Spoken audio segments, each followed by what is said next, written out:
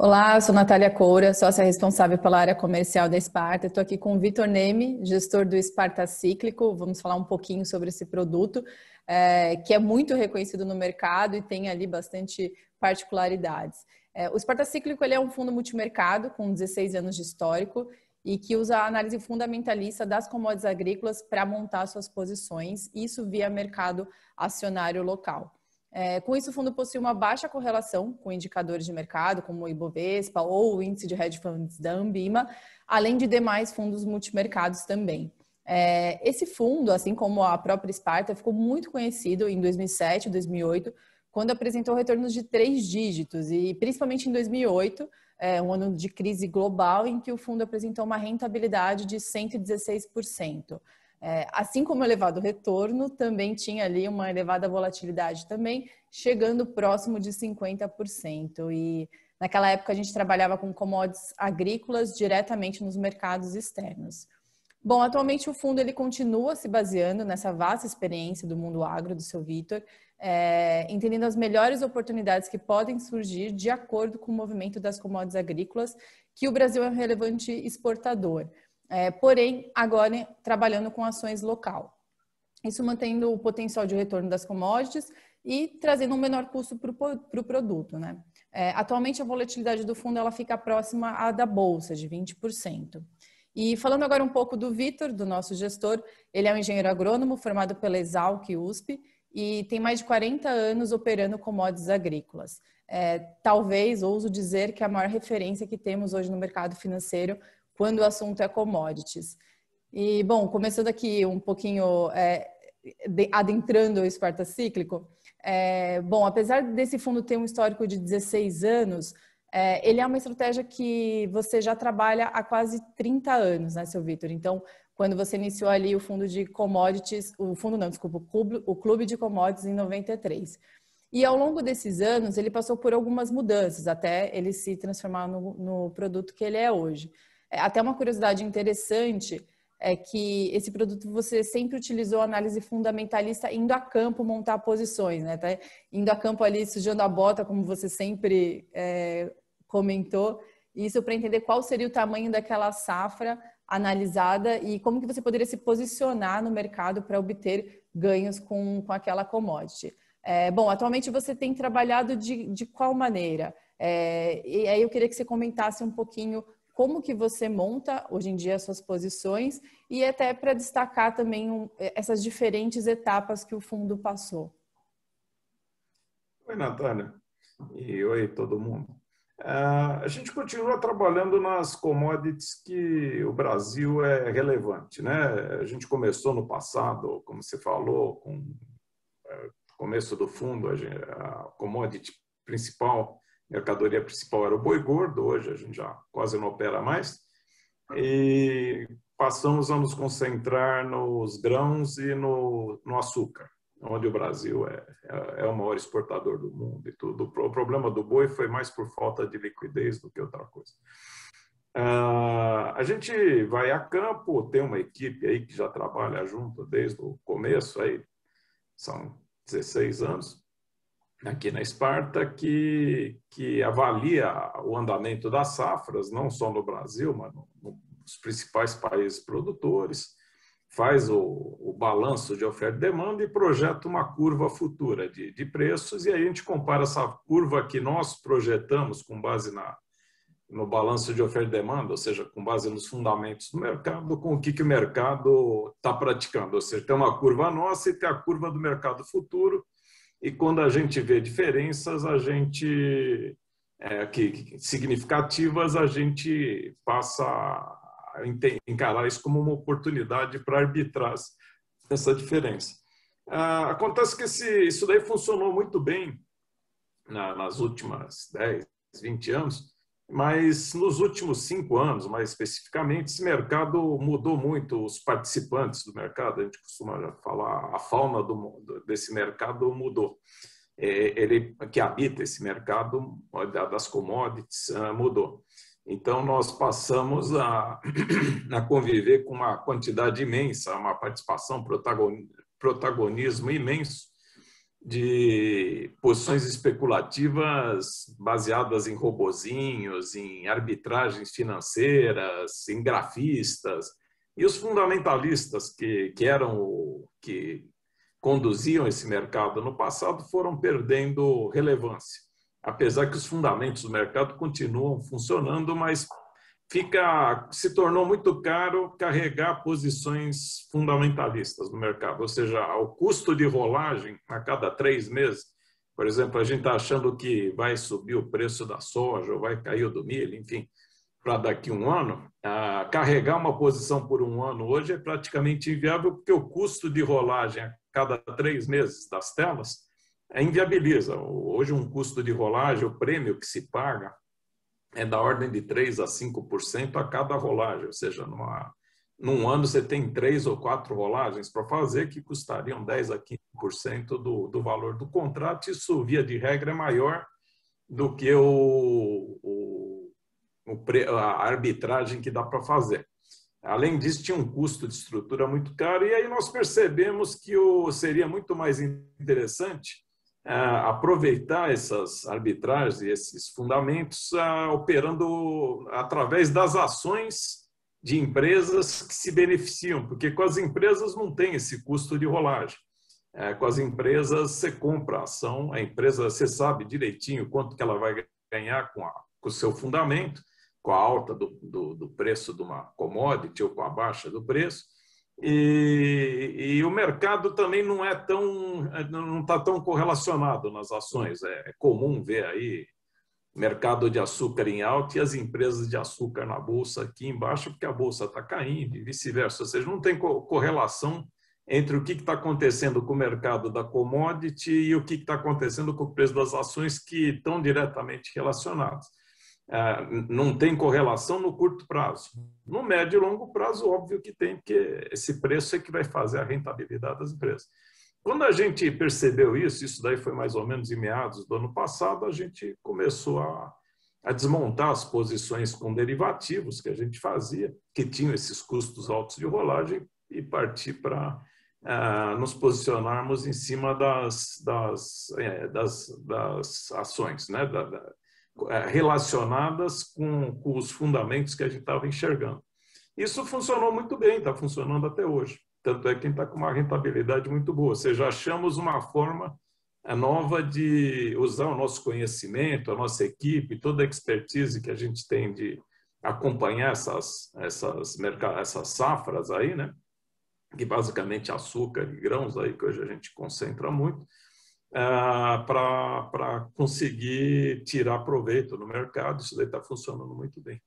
Então, hoje a estratégia do Ciclic começou como um fundo que operava muito derivativos, muito alavancado. Diminuímos a alavancagem nos últimos anos, porque a gente já estava percebendo que estava difícil achar oportunidades, os custos estavam muito altos, a rolagem. E agora nós praticamente usamos derivativos só para arbitrar, mas não derivativos de commodities.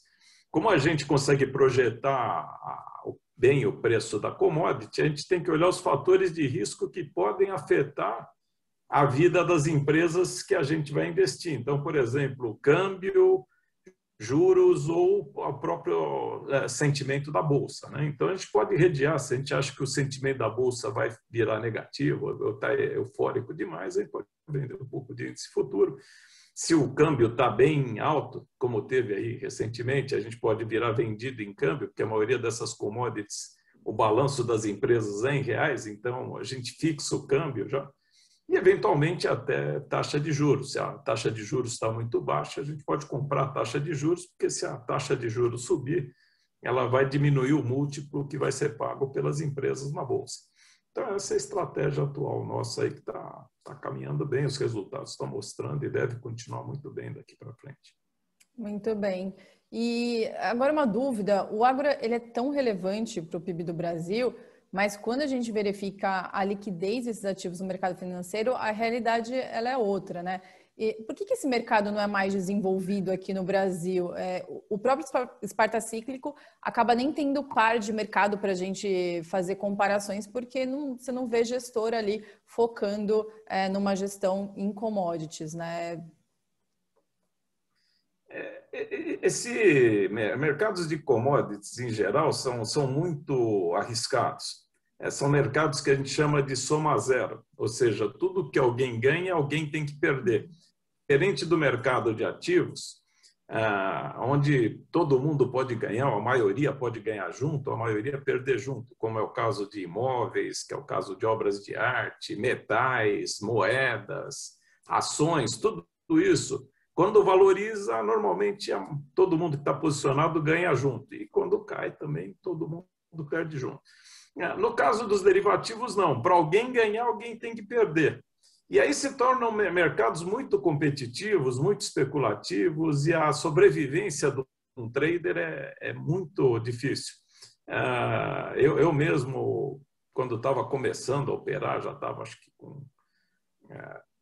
quando eu estava com 15 anos ou mais, 15, 16 anos de operação, estava operando lá fora. Eu nunca me esqueço que um corretor lá falou, pô, você foge das regras aqui, porque a vida média a sobrevivência média de um trader de commodities é 4 anos. A gente tem estudos aqui, você 16 anos operando. Eu disse, já estou quase que nem um gato aí com 7 vidas, né? Então a gente conhece muito, modéstia à parte, porque está há muito tempo nesse mercado se dedicando, tem uma equipe muito boa que apoia muito. Mesmo assim, a gente teve dificuldade de mostrar resultado nos últimos anos. Ficamos devendo resultado para os nossos investidores, até achar essa nova forma que nós descobrimos agora de operar. Então, eu acredito que a falta de liquidez nas commodities aqui no Brasil, porque já houve várias iniciativas da B3 e outras aí, é que é difícil desenvolver um trader para a área de commodities, muito mais difícil do que para um operador de ações ou de ativos, e a sobrevivência é muito pequena, a volatilidade é muito alta, assim, conseguir apresentar resultados é muito difícil. Então, houve vários fundos aí ao longo da história e vários colegas aí que operaram junto aí que ficaram pelo caminho porque não conseguiram apresentar resultado. Então, o Brasil é muito forte em commodities, realmente, mas infelizmente esses mercados são muito difíceis, acaba ficando concentrado muito nos Estados Unidos, que lá tem uma massa crítica suficiente de operadores para manter os mercados com liquidez. As empresas brasileiras ganham muito com commodities, operam lá fora, mas aí é um caso que elas não estão especulando, elas usam esses mercados só como hedge mesmo, não para tentar especular. Todos aqueles que tentam operar em commodities, isso a história mostra aí, por mais bem informados que estejam e tudo, que tentam operar especulativamente com commodities, acabam mais cedo ou mais tarde tendo prejuízos sérios, né? E a gente mesmo, com toda essa expertise, nos últimos anos, deixamos também, não somos exceções.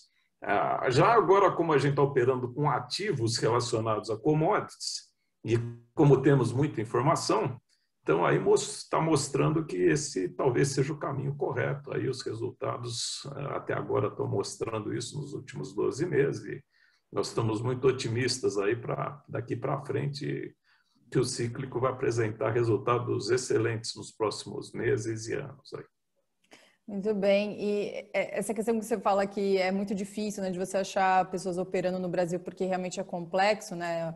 Operar commodities é complexo, e de fato porque não é um só commodities, assim, não é um balaio só, né? Cada uma tem um comportamento muito diferente também, né? Então, eu lembro sempre que você comentava que uma commodity ela pode ser estocável, então ela pode ter um comportamento diferente, né? Não é o que ela produziu que realmente vai se traduzir no preço dela e, enfim, dentre outras questões. Então, realmente é um mercado muito complexo e de fato tem que entender bastante para poder... Sujeito ao São Pedro também, ele costuma aprontar das dele. Tudo, né? Muito bem. O Sparta Cíclico está com uma rentabilidade ali em 12 meses de 44%, e queria que você falasse um pouquinho quais foram as posições ganhadoras e qual o racional que você utilizou para poder montar essas posições. Sim, basicamente foi uma aposta na super safra brasileira que está sendo colhida. A gente estava vendo que estava aumentando muito a intenção de plantio, no segundo semestre do ano passado, os agricultores estavam, tanto o pessoal da área de açúcar como o pessoal de cana, né, e o pessoal de grão, soja principalmente, estavam muito animados, porque já vinham tendo bons resultados e estavam partindo em massa para produzir mais, aumentar a área plantada, mais tecnologia, estavam capitalizados. E, ao mesmo tempo, com a Covid, deu um pessimismo generalizado, tipo a paralisação das atividades econômicas, e o mercado se contaminou, não separou o joio do trigo.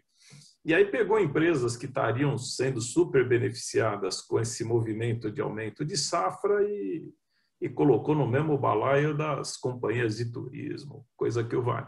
Então, vou dar um exemplo. Randon foi uma das ações que a gente comprou. Uma super safra de grãos precisa de mais caminhões. Aqui no Brasil é enorme a produção e só para renovar a frota de caminhões que transportam grãos já é preciso renovar 1/20 da frota por ano, ou seja, 5% da frota tem que ser comprada de qualquer jeito, renovada todo ano. E se você aumenta a safra ainda em 5% ou mais por cento, que é o que ia acontecer, significaria dobrar a demanda por caminhões, vagões ferroviários e tudo. E a empresa mais especializada nisso é a Randon, é a principal empresa do setor, e o pessoal na bolsa, ela custava R$14 mais ou menos antes da Covid, e o pessoal derrubou ela para R$6, sendo que era uma empresa super capitalizada, bem, já estava com toda a carteira vendida, não aceitava mais pedidos naquela época para um ano para frente, praticamente, até fevereiro. Isso no meio do ano passado, ela já estava com a carteira até fevereiro de pedidos, voltou antes, foi uma das primeiras empresas a voltar às atividades depois do início da Covid, porque tinha muita demanda, então a gente sabia que ela estava indo muito bem. Sabia, sim, não temos contato nenhum com a empresa, mas sabia porque a demanda de caminhão estava muito forte no setor.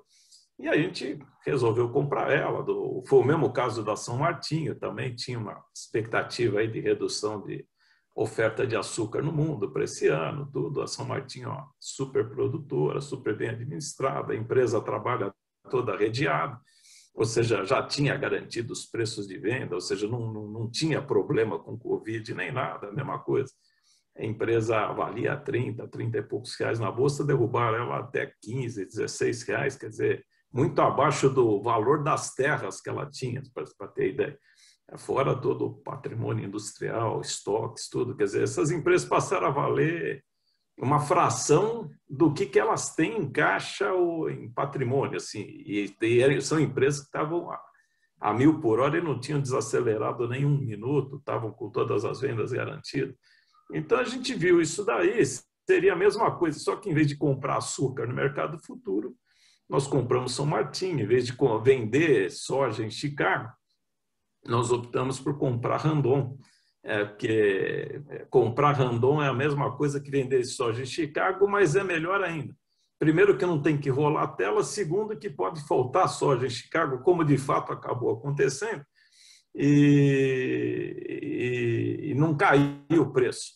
Então, quer dizer, se eu tivesse feito a aposta clássica de vender a soja em Chicago, a 12, por exemplo, que era o 11 que estava na época, ainda teria perdido dinheiro, já porque estava olhando para a safra brasileira. O problema é que não tinha soja nos Estados Unidos, acabou indo, hoje está 17 a soja em Chicago, ou seja, teria perdido um mundo de dinheiro e, na verdade, eu comprei Randon. A Randon ainda vai subir muito, eu tenho certeza.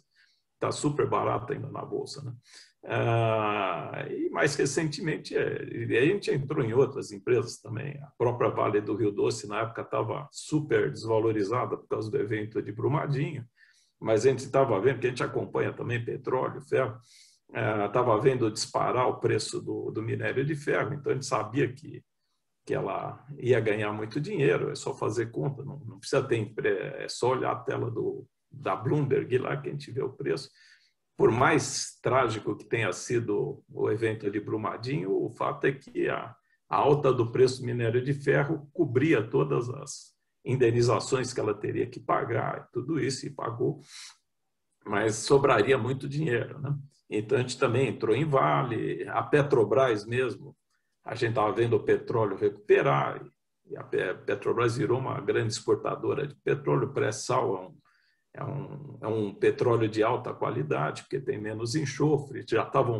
Ela estava conseguindo vender, chegou a vender petróleo até com prêmio, que naquela época caiu o preço do petróleo, chegou a estar até negativo em alguns dias o preço do petróleo, mas o petróleo da Petrobras era um petróleo livre de enxofre, baixo teor de enxofre, o mundo inteiro estava trocando o petróleo de navegação, de óleo de navegação para livre de enxofre, e ela estava lá dada de presentes o preço da empresa também. Então, assim, a gente procurou fazer associações, e é o que a gente vai fazer daqui para frente, que a gente acompanha os preços desses mercados, tem as curvas futuras, ou projeta as curvas futuras, e sabe o impacto de cada commodity nos balanços das empresas, que não precisa ser propriamente produtora. É o exemplo da Randon.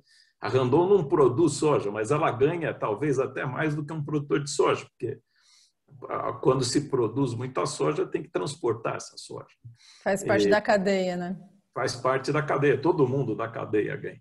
Então, e o mercado não se atenta para isso, quer dizer, eu não consigo ver Randon oscilando em função de Chicago, embora a Randon viva em função de Chicago, o mercado não leva isso em consideração. Então, aí cria essas oportunidades de arbitragem que a gente está aproveitando muito bem e vai continuar. Tem, como você mesmo falou, tem pouca gente que conhece commodities, que acompanha commodities aqui no Brasil, e como nós estamos envolvidos até o pescoço com commodities, é fácil para a gente identificar quem é o ganhador e quem é o perdedor. Mais difícil estava sendo nos mercados futuros e derivativos por causa daquelas rolagens de tela que custavam muito caro. Agora, com as ações fica muito simples tudo isso e a gente consegue oportunidades bem interessantes. Ótimo. Bom, então o passado, né, essa rentabilidade passada já foi muito interessante. Para frente, o que os investidores podem esperar do fundo, seu Vitor? Você continua com essas mesmas posições? O que você está vendo para os próximos meses? As posições são dinâmicas ao longo do tempo. Por exemplo, agora subiu o preço dos grãos num nível tão alto que não se trata mais de saber se a safra é grande ou é pequena, mas quem ganha com preços tão altos, né? E aí já entra na parada duas outras empresas aí que a gente está concentrando bastante, que é a SLC e a Brasil Agro. Principalmente a SLC é uma grande ganhadora quando os preços em dólar estão altos. Mais importante do que o dólar, muita gente tende a acreditar que o dólar é o driver mais importante da rentabilidade, mas não é. O driver mais importante de rentabilidade para essas empresas do agro é o preço em dólar, porque os insumos que elas compram também são dolarizados. Então, quando você planta soja, você tem que comprar semente que é dolarizada, tem que comprar adubo que é dolarizado, tem que comprar defensivo que é dolarizado, tem que usar óleo diesel que é dolarizado, tudo é dolarizado, exceto um pouquinho de mão de obra que não é dolarizado, arrendamento, tudo é dolarizado. Então, a oscilação do dólar em si não é favorável quando desvaloriza, mas não é tão importante quanto a alta do preço em dólar. E nesse momento a gente está vendo todas as commodities aí batendo recordes históricos de preço. A soja, $17 é um dos preços mais altos da história, se não o mais alto. O minério de ferro a $200, que bateu ontem, é o preço mais alto da história. Milho a 750, 730 que está, também é 7,30, né? Também é o preço mais alto. O próprio açúcar a 17,70, que bateu ontem, também é um preço absurdamente alto para o Brasil, para os brasileiros. Então, tudo isso daí, mesmo com o dólar caindo, o impacto é muito grande e vai ter resultados muito bons nos próximos 12 meses para essas empresas. E aí a gente muda, eventualmente, algumas, como eu falei, entra agora uma SLC, por exemplo, a gente acredita que a geração de caixa da SLC, que era de 100, 200 milhões, num ano normal, agora vai para 1,5 bi, talvez 2 bi, então assim, é 10 vezes de crescimento. E a empresa dobrou de preço apenas, quer dizer, tem muito espaço para crescer, além de que ela cresce de tamanho também nesse ínterim, né? Então, a gente está trabalhando, a gente tinha uma expectativa com o cíclico, sempre nos últimos anos, de ganhar 15% ao ano descorrelacionado. E agora a gente está com uma expectativa, com essa nova forma de operar, que a gente tenha bastante condições de buscar 20% ao ano, consistentemente nos próximos anos. Isso não quer dizer que é renda fixa, né? Vai ter ano, talvez, que a gente entregue menos que isso, talvez, sei lá, 5% num ano ruim, zero, qualquer coisa, mas não estou mais vendo ano negativo. E, por outro lado... Embora seja possível? Embora seja possível, mas vamos falar que agora está mais controlado isso. Precisaria dar uma queda de bolsa, porque o nosso patrimônio agora é 90% de ações. Se tiver uma queda generalizada de bolsa, pode acontecer. Mas, e por outro lado, também abre perspectiva de ter rentabilidade de 30%, 40%. Esse ano mesmo a gente já está praticamente batendo os 20% no começo de maio, no ano, né? Então, e está bem encaminhado, né? O fundo, eu acredito que vai render bem ainda esse ano, bem mais, aí tem bastante para entregar aí. Essas empresas que a gente está posicionado estão extremamente... A bolsa, em geral, está muito cara. Veja bem, estão pagando múltiplos absurdos nas bolsas do mundo inteiro por causa do excesso de dinheiro que tem no mundo. Principalmente áreas de tecnologia e, enfim, serviços médicos. Tem áreas que o varejo, né, que o mercado gosta muito, paga muito por essas áreas. Então, eu não tenho mais coragem de posicionar. Mas, especificamente nessa área de commodities, aí, tanto agrícolas como minerais, e os prestadores de serviços dessa área, assim, talvez por uma questão de desconhecimento do mercado, tenho certeza que é isso, estão pagando múltiplos absurdamente baixos para empresas, mesmo levando em conta a teoria de que esses mercados são cíclicos, algum dia lá no futuro talvez as coisas vão voltar ao normal, provavelmente vão voltar, mas está tão distante das médias e os lucros são tão altos, é tanto dinheiro que essas empresas vão colocar dentro de casa nos próximos 2 ou 3 anos, porque ninguém está vendo cair preço de commodity nos próximos 2, 3 anos. Eu não acredito em super ciclo de commodities, acho que cada commodity tem sua história, mas com certeza nos próximos 2 ou 3 anos aí são preços muito fortes de commodities, porque os estoques estão baixíssimos e não tem capacidade de produzir mais, então os preços é que vão regular a demanda. Mas então a gente está com uma perspectiva bem boa aí de buscar aí seria um fundo hoje para buscar 20% ao ano, que é altíssimo em relação à situação do mundo aí, trabalhando com juros baixos e tudo. Tem a volatilidade, como você mesmo recomenda sempre, que não tem que tomar cuidado porque tem que ter estômago forte, vai ter mês negativo, mês positivo, isso é da característica do cíclico, né? Muito bem. E até além dessa perspectiva interessante, acho que é bom deixar claro para todos os investidores também que há um grande alinhamento de interesses entre gestão e investidores, porque o seu Vitor, gestor do fundo, ele é o maior cotista disparado do fundo, com 12% dele. Então, isso é muito interessante também para mostrar esse alinhamento de interesses com os investidores. E, bom, como últimas informações do Sparta Cíclico, queria só pontuar que ele é um produto realmente muito interessante para a diversificação de carteira dos investidores, justamente por trabalhar com ativos que conseguem entregar essa descorrelação com outros indicadores de mercado. E é muito importante, de fato, se atentar ao tamanho de posição nele, porque por conta exatamente dessa alta volatilidade que a gente está comentando, que atualmente fica ali próximo de 20%. Então, é esperado, de fato, momentos negativos para esse produto, né? A gente acaba até indicando uma posição entre 5% a 10% nesse fundo, a depender do perfil de risco do investidor, pode ser até um pouco mais, mas acho que observando o perfil do investidor brasileiro é mais ou menos isso que seria interessante. E um outro ponto também a observar é o horizonte de investimento também. Então, é interessante também sempre ter em mente pelo menos um investimento de 3 anos nesse produto para conseguir essa rentabilidade proposta. O Sparta Cíclico está disponível em todas as plataformas do Brasil, praticamente, quase todas. E ele tá com ele tem uma aplicação inicial muito acessível. Ele tem uma aplicação de R$1.000 com um adicional de 100. Então, dá para diversificar a carteira, justamente por ele ser muito acessível também. Gostaria de te agradecer, senhor Vitor, muito obrigado pelas informações. Tenho certeza que os investidores vão gostar bastante de saber no detalhe sobre o Sparta Cíclico e vamos sempre atualizando todos a respeito da performance do produto. Muito obrigada e até mais. Obrigado você, Natália. Até a próxima.